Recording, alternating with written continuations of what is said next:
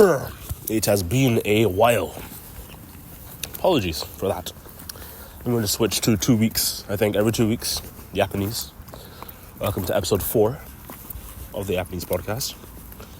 I'm currently walking, eating candy sticks in the park. This is our first no video podcast. I no longer have the camera I was using. Has been repossessed, if you will. I'm gonna find somewhere to sit. Been very busy, or busy-ish, I should say. Finding the time to record the podcast has not been a priority. I don't think it should be pushed aside, because I enjoy making it. And people seem to enjoy listening to some extent. So, here we are. I think I'm going to talk about stuff I like, as in on Instagram, stuff I've seen online, a bit of what I've been getting up to recently. No idea how long this episode's going to be. I hope I locked the door. I'm sure I did.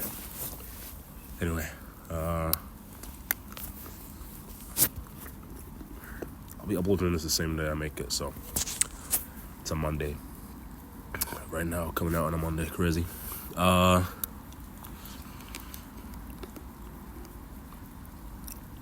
Big update. I am doing a show.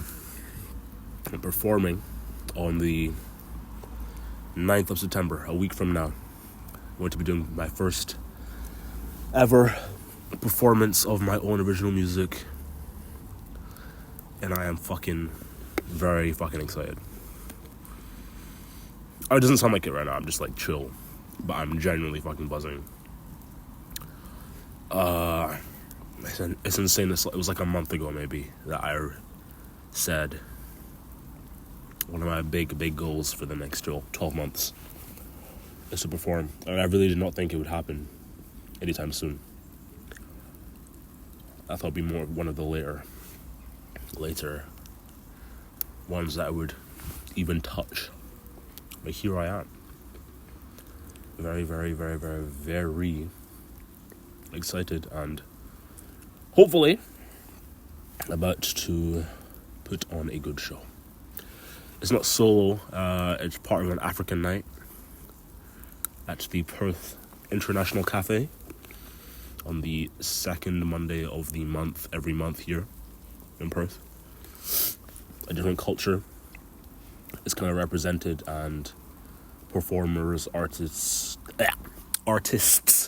creatives of that pertaining to or affiliated with that culture will put on something, whether it's an event or a performance. I believe I'll be performing alongside Cheapo, one of my uncles. Not biological, but you know how it is.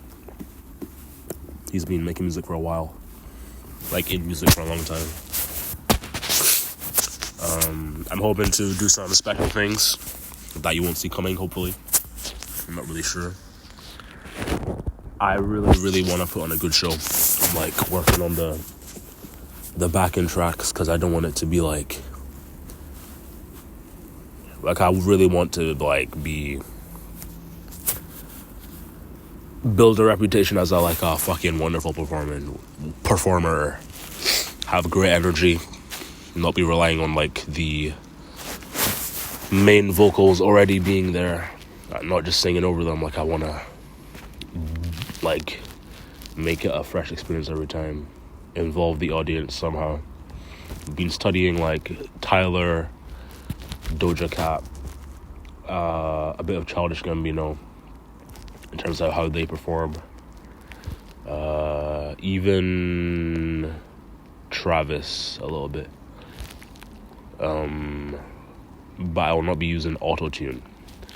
I don't really have the resources for that to work the way it would if I were to use it, as in the way I want it to be. So I'm doing it raw. It's not that I can't. I performed in musicals in which there is no auto-tune, just me singing raw, which is a different kind of vibe entirely, especially with the music I make. There are often big jumps I'm making in my songs that are different to stuff in like musical materials. But at the same time, it's a new challenge, and I'm very excited to attack it. I'm performing pretty much entirely new material. There are only 2 songs on the set list, and it's 8 songs I'm doing, I'm pretty sure, that have actually ever been released. I'm not gonna say one of them, but one of them isn't even on Spotify anymore. It's on SoundCloud still. The other one is on all platforms. But I really don't wanna spoil anything. Like, I really want this to be a fucking banger of a performance. And hopefully very unexpected stuff happening, but we'll see. We shall see. Aside from that, I've been getting back into my fashion bag sewing shit. Made a few hats. Pretty much, like, they're very simple in terms of the what's the word? The craftsmanship or the construction of the garment. But it's good to get back into it using the sewing machine. I want to make more stuff over the next year. I'm more technically proficient with the sewing machine, hopefully. It's raining right now, by the way. I don't know if you can hear that, but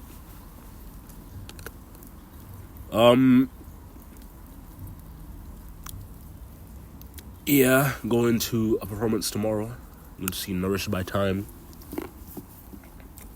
I hope they let us in, because I'm not 18, but it said 18 plus on the tickets. I just saw that like today or the day before.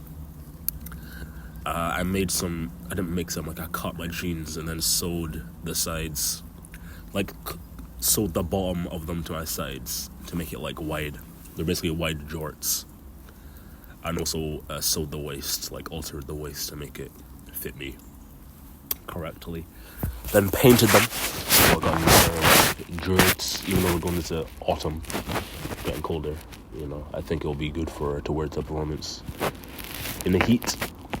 Picked up a new shirt, very nice, thrifted. On the more pricey side for me, at least, it was £7. I usually don't go all over like $5 for a shirt, but it's a very sick shirt. And then also my fit for the performance is going to be all custom.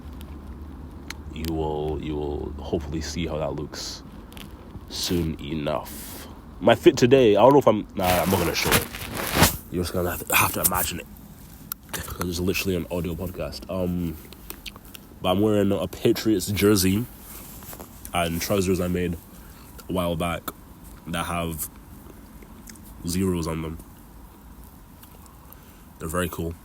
It's a very cohesive outfit. I'm wearing the red jacket as well, the classic, but that is beyond.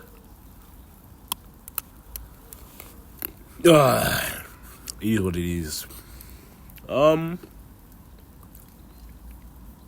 I'm in a good place right now.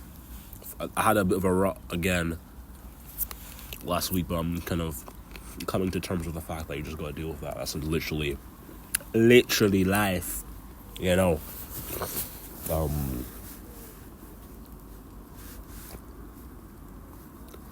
It can't be just highs all the time.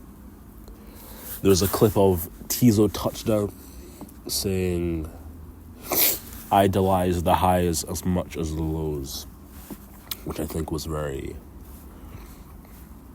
good quote, and like is resonating with me now more than it did when I first saw it,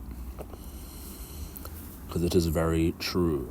Because as much as like we are aware, you have highs and lows, like you should actually really appreciate when you're not at your best or feeling high, because like, I don't know, it like recontextualizes everything type shit. Like, there's a moment, I think it was last week or maybe the week before, I was like tired and unmotivated and felt like I was dragging through life. It was like 1 a.m. I was in my bed. I was like doom scrolling and shit. And I was just like, I was trying to do shit, but like I did not have the energy in me to like get up and do it. And then I just started like thinking about life and shit. I wasn't really getting existential, and it wasn't really like a motivation thing in terms of like, I don't think I can do this. It just was like, I can't do it right now. And then I was like, I don't know if it was like a self-amping thing. Like I was like, oh, come on, Kofi. Look around you. You love your friends. But at some point I was like, oh my God, like my fucking friends are so fucking fire. Like I love them so much. They're so sick. My family and all that. Now one of my rampage, my usual, is become a bit of a regular occurrence for me to go on my damn near manic run of being like, I love life so much, I love y'all so much, say it to everyone. And then I had like a gazillion conversations at once. It was crazy. It was actually very fun, a bit overwhelming, but still fun, talking about a bunch of shit. I think I put a lot of stuff, like just got the ball rolling for a lot of different things. I resolved a lot of stuff. When I say resolved, I feel like began the resolution of a lot of things. The only thing is personal. There's a few personal things I need to iron out. But I'm in a good place. Even when I'm not in a good place, like overall, in terms of how life is going, I'm in a pretty good place, I think.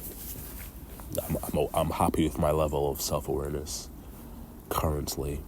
Happy with my level of creative output. I'm not doing too much, I don't think. Not doing too little. I'm doing a lot of projects simultaneously. The museum forum is starting back up this Thursday. Very excited for that. Maybe recording some music with some people this week. Very excited for that. I like being a producer. I'm looking forward to hopefully just like literally just producing and no real vocal input from me, just to see how I operate like that. This Saturday got the auditions for Into the Woods. That's exciting. Bit scary, but good scary. I'm not actually terrified.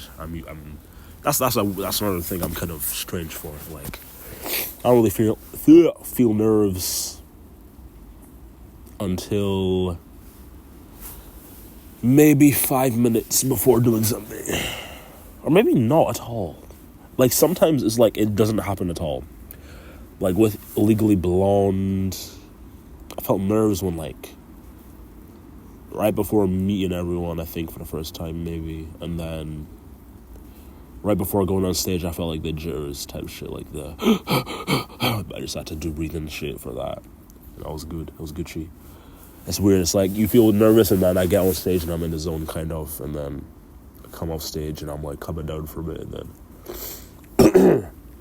it comes back right before you go back on. That'll probably happen next Monday in a week's time. Also, I'm fucking pissed because I got a cold. I have a cold now.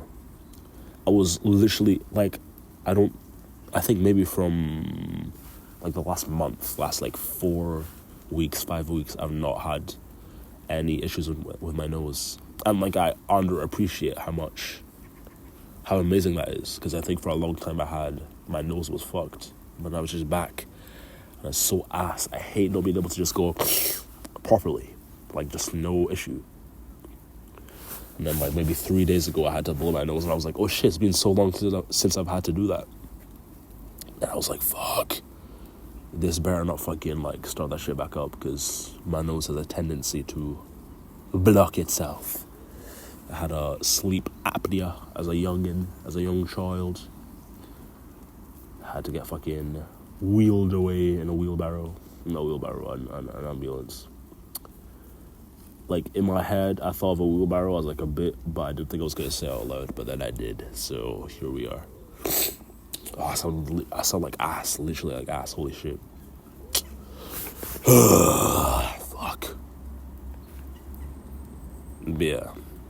The main reason I don't want to be fucking sniffing and nasally is just for, like, vocals.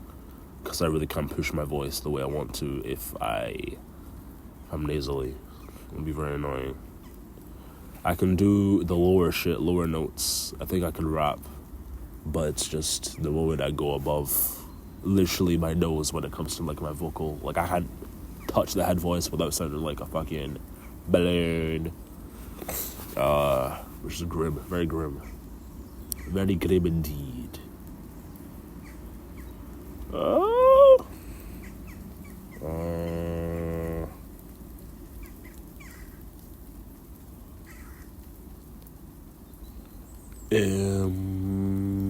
Okay. Yes, that's pretty solid. That's good update. Let's move on to shit I like. This is the first segment of first new segment, I think. I don't know. Apart from the usuals, I'm very sad I can't show you the view today.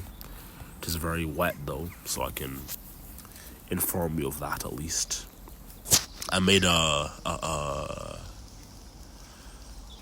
what's it called?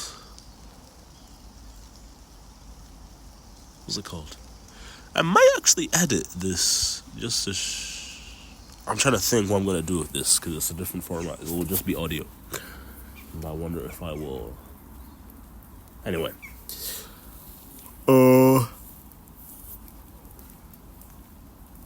Saved a bunch of videos.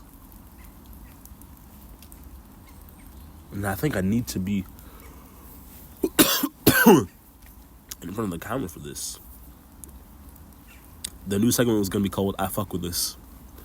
That's going to be people/things, accounts I fuck with on Instagram. I was going to do a different one every time.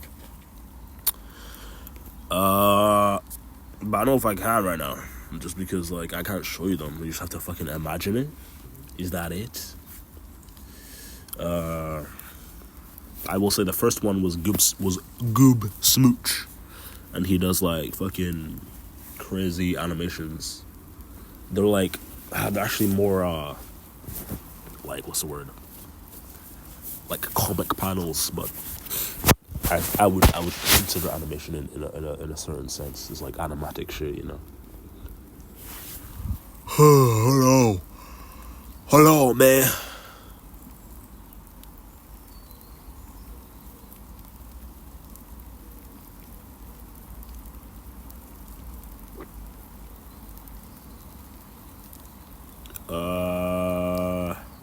Ooh. Okay. I like that. I'm looking at a few episode ideas I have. I'm going to do how I became a creative. It's gonna be like a history /story /deep dive in a way, I guess. Fuck yeah, it's really raining now. Okay.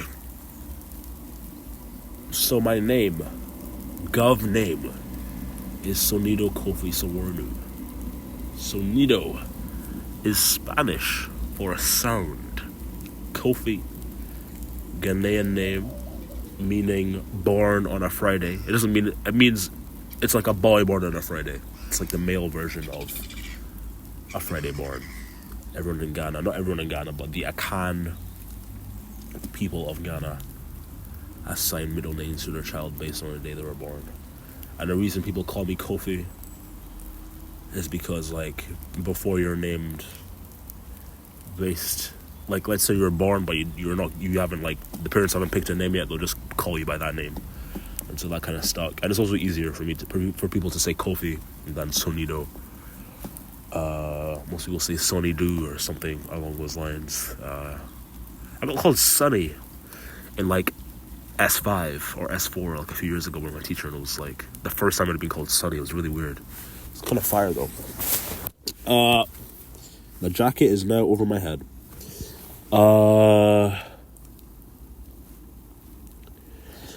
Yeah, the reason I say this is because Sonido, the name, comes from the phrase Sonido de Dios, which is like a saying meaning the sound of God in Spanish.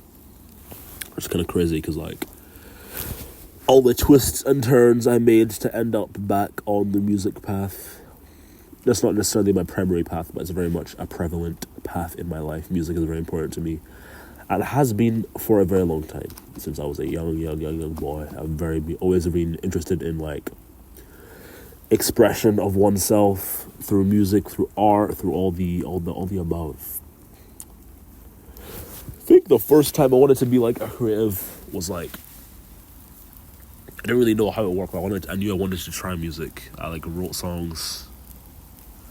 I like learned shit on the piano, on the keyboard, like songs I liked, like One Direction. I learned that secretly. I didn't tell anyone I could play One Direction because it was not cool to do that when you're like 5 or 6. But I'd play that on the keyboard.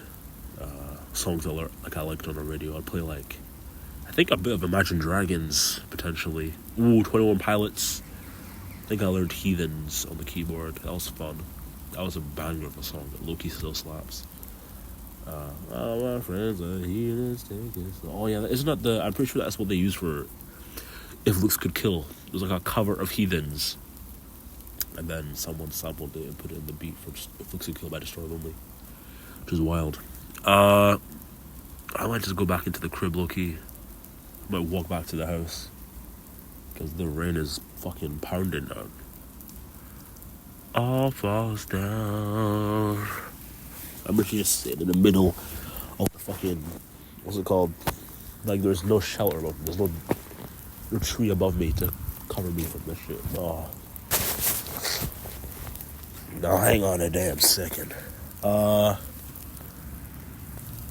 so, yeah, I was doing that. I tried writing, with my friends, I would, like, make shit. I'd always try to involve my friends in my stuff, which is a thing. I think it's a good trait to have, especially as a young kid. When I was like in P3 and P4, I think I was when like Civil War came out, maybe P5.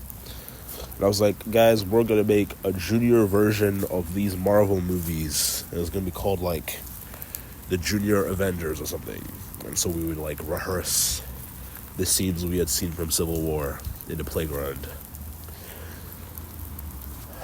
And then I was like, yeah, so we're just going to film this and then upload it. Just send it to Marvel to get the rights. And then just play it in the cinema. And then win all the Oscars. I had no idea how shit worked. But I was a very ambitious kid. Even if I didn't know how something worked, I would try to figure out how it worked.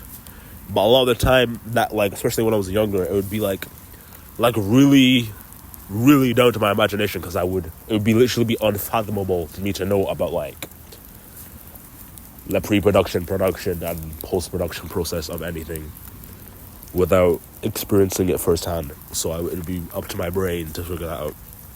Up to my young brain. And then I had this like writing stage, as in like I wanted to be an author. I think it was because someone in my year wrote a book and like had a few illustrations for it, and I was like, holy fucking shit, fuck you. Like, how dare you be good at something that I'm not good at? So I like locked the fuck in for like the next 4 months and like wrote a book. And it was like written in like drama format, which is really strange. Because I had never been a drama. I literally have not touched drama apart from like a school show every now and again until last year. But it's really weird, like just now in hindsight, right now thinking about it, that I wrote the book in drama form. Anyway, with that as well, it was like about me and my 2 best friends, Ruben and Leona. I still like, they're still my fucking twins for real. There's like brother and sister from another mother. Like they're like my slimes from early, from when I was like before I could speak type shit. And I got them involved. I was like, yeah, we're gonna turn this book, literally adapt it into a movie. It's gonna be a franchise basically. We're gonna have fucking all this shit. We're gonna have like a 9-part fucking saga, like Harry Potter style. I think it was about us being secret agents or something. It was gonna be crazy. And then like I wrote it, and then I think either I deleted it or like I reset my computer. I lost the pen drive that was on. I was like 8 or 9 when I made that, and I wrote music for it as well, which is very interesting. I'm not sure what the inspiration for that would have been. Whether it was like a James Bond, like Adele thing, like Skyfall, or something else entirely. I have no idea. But that was cool. Then in primary 7, so I was like 10, 11, I wanted to be an animator. This was like slash cartoonist. Like, really had an infatuation with it. This came after like I discovered like the animation side of YouTube, like the odd ones out, Jaden Animations, fucking Tim Tom, the whole like the Toon Squad or something like that. Like all of them, just all the big people, the small people, the young creators, the old creators. I really wanted to do animation. I wanted to like, I think make them on YouTube, or even make like a show that got picked up or something. So me and my friend Tristan were like making shit. I was low-key doing it with other people as well. Just trying to figure out how to animate on like fucking, what's it called, Flip a Clip. How to do like illustration stuff on like PixArt, I think it was called, maybe Ibis Paint X, all the above. I did a bunch of video editing throughout, like just general, like the way everyone wants to be like a YouTuber at some point. I think I definitely, like I know I made a few videos throughout those years. Then S1, S2, I'm not sure if I've touched on this in the pod before, but then I got into music through this software called Music Maker Jam. To people who have known me since like then, this is a very, very funny thing. Music Maker Jam was like an app where you could like put loops together and sequence them into like a song. And so I'd upload these sequenced loops that have been put together onto YouTube as Parallax Sounds. This was my first endeavor into music. My first name, Parallax Sounds. Electronic stuff, kind of by nature of it being loops with a bit of a trap vibe, I guess, layered through it, through like some of the drums. But no originality, because I didn't know how to produce. I didn't even really know what production was. I was just kind of inspired by like Marshmello, because he was definitely my favorite artist at the time. Like maybe 2-3 years straight. I think it was the first person I like went out of my way to listen to, other than like KSI. Like that was the first time I started discovering music. Him, Slushy. I wasn't really ever on dubstep. Like I never really listened to Skrillex or anyone like that. But Marshmello was a big influence.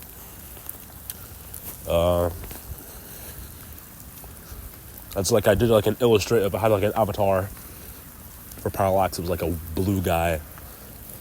And so that was me. Fuck. Already. Water fell in my ear. That was me already combining my different creative skills and shit.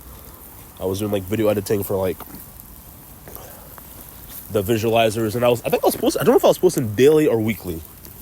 But I feel like it was low-key some crazy shit like daily, which is insane. If so. But it was definitely like a crazy upload rate. Especially for like a 12-year-old kid. I think maybe after 3 months or something like that, I stopped. And I don't know if this was lockdown or if I just stopped to like try recording stuff. But I remember, I think it was either Kodeka or KSI, or literally their beef or something that sparked me to get into rapping. There was a point where I like discovered Kodeka's oldish videos where he was like looking back at how he used to get into music.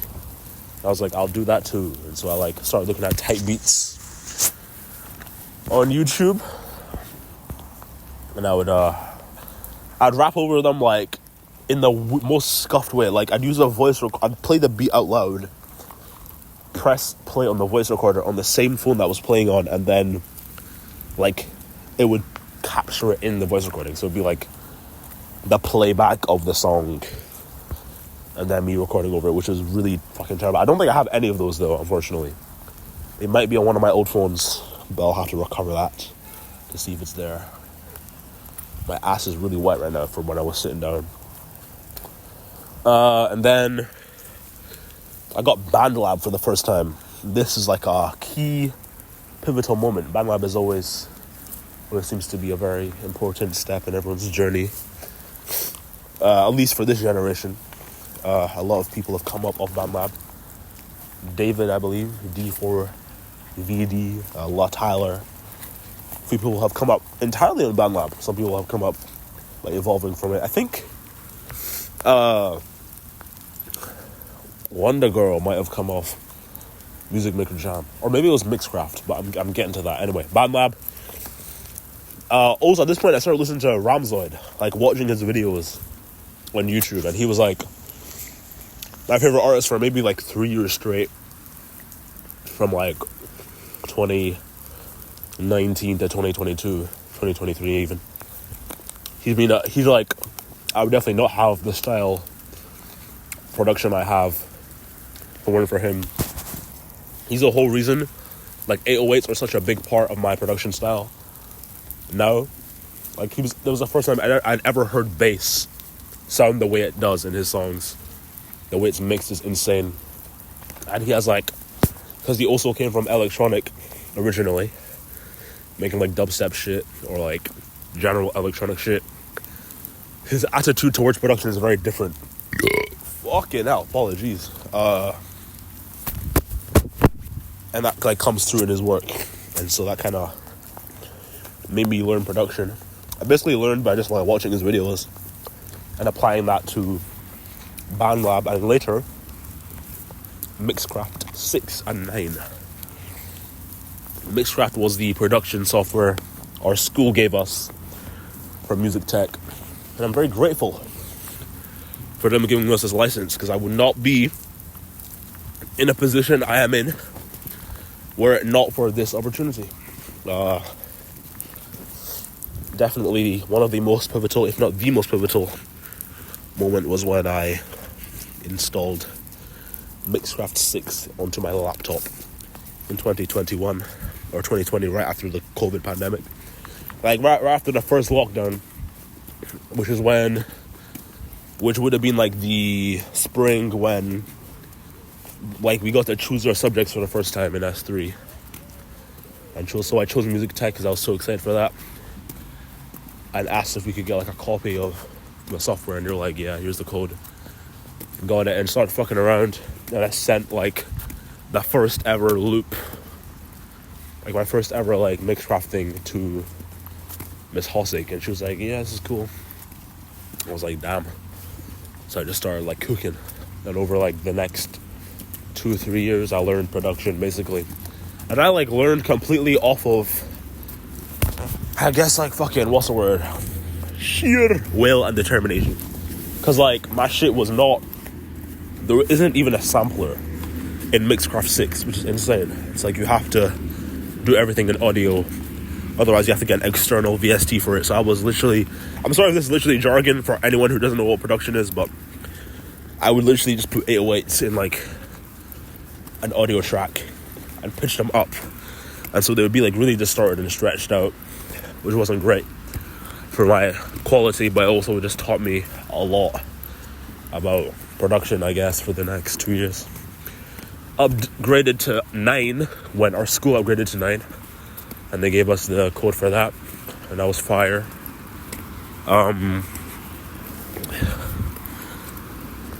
And my production style just kind of changed with the sounds I was listening to.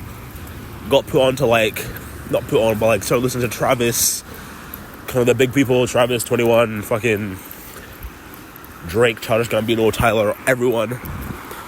All my influences, Billie Eilish, all that. And just learn more, just tried to soak up as much as I could. That's why my style was very, and it continues to be very uncategorizable. It's very all over the place. If you look at my discography from, oh yeah, I forgot to mention, after Parallax Sounds ended, it became, what's it called? It became Coco. That was my second name. I don't know if I said this in a podcast either, or if I just said this in a real life conversation. But I changed to Coco after Parallax Sounds, and then, yeah, I guess I'll move on after. And that was cool. It was kind of like rap-ish, but infused. 2021/2022 was when I discovered hyperpop, and this is one of the most important legs in the journey of the Kofi / a capo journey, I guess. This is the last time I was making stuff as cocoa. It was cocoa, but no one pronounced it correctly to the point where I was actually forgetting how it was pronounced, and so that's what led to my eventual changing to my current name, Acapo, which is taken from my mother's last name, but altered very slightly. And so when I discovered hyperpop like Glaive, DOA, Midwest, Quinn, Dollywood, all of them, Funeral, that like blew my mind, and I was like super in hyperpop for like a year and a half, maybe 2 years straight. Completely changed my sound. I was trying to figure out how to do it, but I was trying to figure out how to do it on like the worst possible software to do hyperpop on. Never had FL, didn't have Ableton until literally like this year, so I was making do with what I could. And anytime I would go into like those servers, I was like locked the fuck in on Discord for 2022, and like I was terrified to speak to people as well, so I would just like in chats only. Anytime I screen shared, not only would my laptop be struggling, but like people would be like, yo, this dude making beats on fucking Minecraft. I'm like, no, it's Mixcraft. It's Mixcraft. And they're like low-key impressed because like the shit I'm making isn't bad, but it's like super different, but it's not great. It's not like normal, but it's not necessarily like different and impressive. It's just different and kind of cool that I'm able to do it in the software. And they were like, if you had FL, you'd be cracked or something like that. Anyway, I queued that up. Released an album as Cocoa called Did I Ask? My first ever full body of work. Solo produced. A few features. I think I had one feature. I had Shahiru on there. Big up Shahiru, he's the GOAT. He's been AFK for a while. Maybe I had someone else, I'm not sure, I don't think so. Anyway, I do that, finish that, release one more song as Cocoa, and then change my name to Acapo. Finally, here we are. 2023, I drop a bunch of shit on SoundCloud.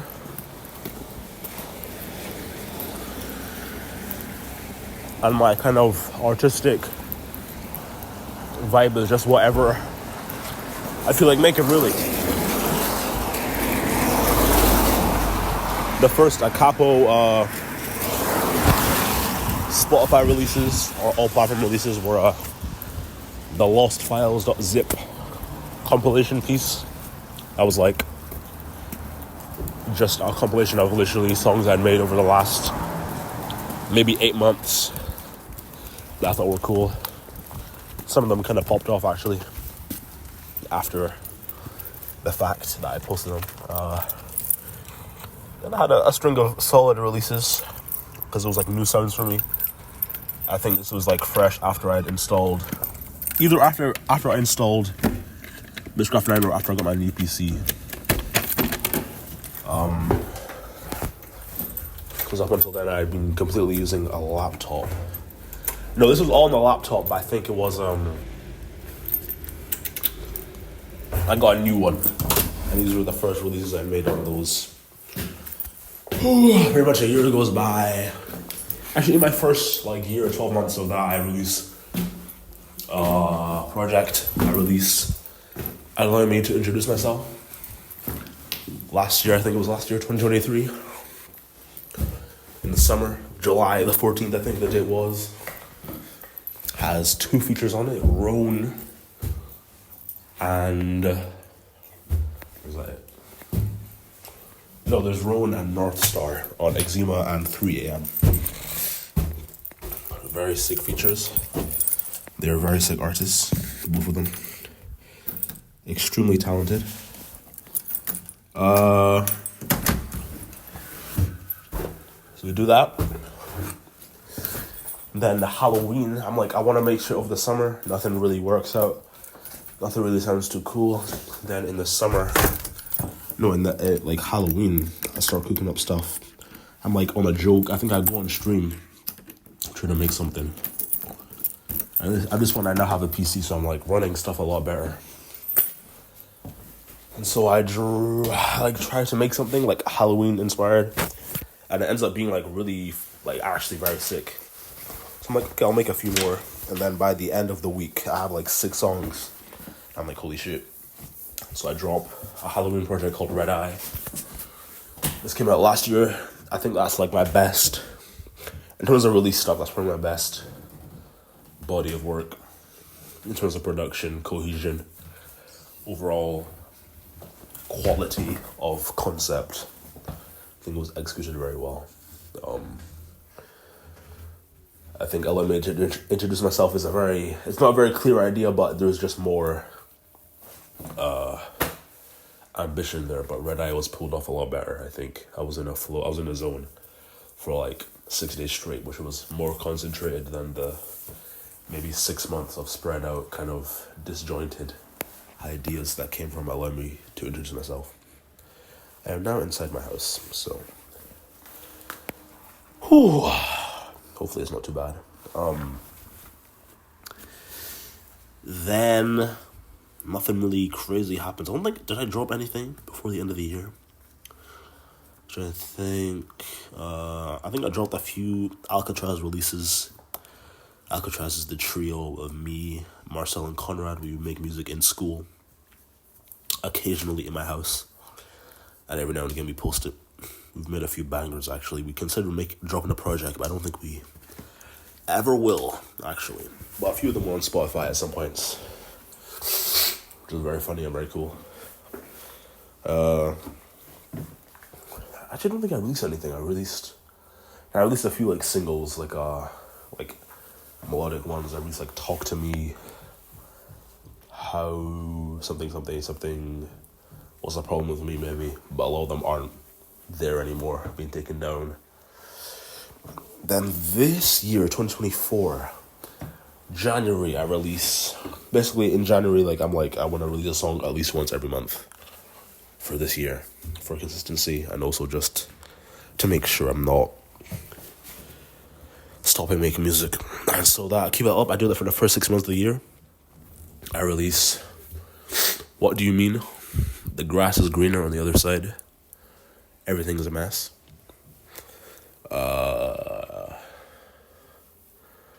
"When They Put Me Underground, Who Will Pray For You," "World Champion Liar," and then "Poisonous Silence." And those songs are probably the best. I don't know. They're like a lot of my bests. Some of my best work, a lot of my most creative work as a producer / artist. I think everything I've made has been self-produced, if not partly produced. But everything has been has started from me. I've never had someone else's beat on my page, which I'm relatively proud of. I'm very proud of, I have my own sound. It's not very consistent, but I think I'm moving toward a sense of cohesion, but I'm not sure if I have a very identifiable kind of motif in my music. Yeah, this is, okay, I really am yapping here. But I guess I'm talking about my journey, so after Poisonous Silence, I was like, okay, 6 months, 6 songs, that's pretty good. But I want to lock in right now and just because at that point I had basically finished school, high school, graduated, summer had begun, and I was like, let's just work on some stuff. No stress. I released a bunch of cool music videos for those. Poisonous Silence had my first song with a professional camera, semi-professional camera. I was like, let's just work on stuff. I worked on stuff outside and inside of music. Oh, my brother's literally sleeping here.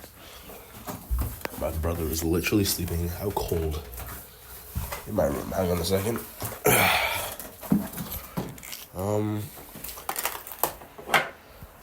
And it was very fun.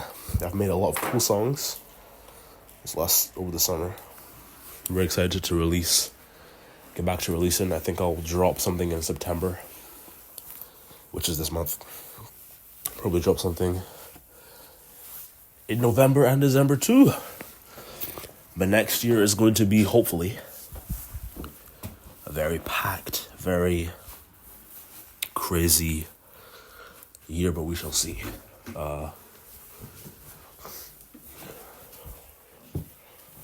Yeah, I kind of glossed over all the other creative stuff that happened in terms of my artistic journey. Like, I didn't really talk about my fashion stuff in depth, or photography, or anything like that. But I've kind of touched on those in the first episode, but I'll get deeper into those later on in the future. But yeah, moving forward in the future, musically, I just want to do what I want to, do what I want. I don't think there's any, I don't know, it's not really anything holding me back anymore, other than how far I'm willing to go, how far I'm willing to push myself, and that tends to be quite far away, which is good. It's very good indeed. Yeah, I'm not too worried. Worst case scenario, I make cool music and no one hears it, and I get to enjoy it by myself. Maybe a few friends here and there could hear a few songs, but if not, it's okay. I will live. I will survive. But I'm having a lot of fun with the music I'm making right now. I'm playing around with a lot of different sounds, incorporating my heritage, incorporating African rhythms right now a lot of foreign rhythms like African, Latin grooves, Caribbean, and having a lot of fun with harmony. The main two, I'd say,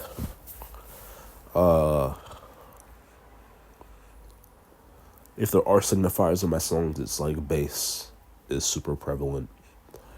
Bass is my favorite sound of all time.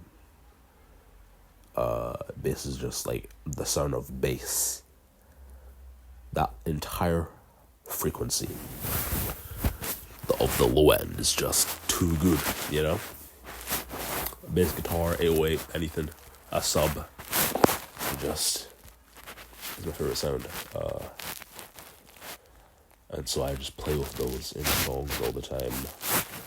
It's not uncommon for me to have 10 different bass tracks in one song, which is kind of outrageous. And then harmony is the second thing. Whether it's the instrumentation, the production, or my voice, I definitely use the voice more as an instrument rather than a tool for communicating, but it does both. I think I've gotten better at using them for balancing both going forward, but we shall see. Also, my rapping ability has definitely improved in the last few weeks. I think I'm just, who knew you improve the more you do something type shit, I'm just happy that I am getting better at what I'm doing, and I'm having fun doing it, which is good. It doesn't feel like a chore, too much of a chore. Sometimes it does, but kind of just gotta get over it. Sometimes you gotta force it, sometimes you don't have to force it. I really try not to force it because it's not fun when you do that. And I want to have fun every time. But, yeah, I'm in a good place. Like I said. And I will hopefully get back to filming, recording these with visuals soon enough. I'm very apologetic for not having MP4s to go alongside this podcast episode today, but all is well, hopefully. That's good, man. Can't complain. That's good, you know what I mean? 100,000 for the cheapest ring on the nigga finger, little bitch. Yep. Good stuff. Thank you very much for listening. What do I say usually? Love you all. Have a wonderful day, evening, whatever it is. Keep doing what you do. And don't give up. Yes. Whoop whoop. Yes.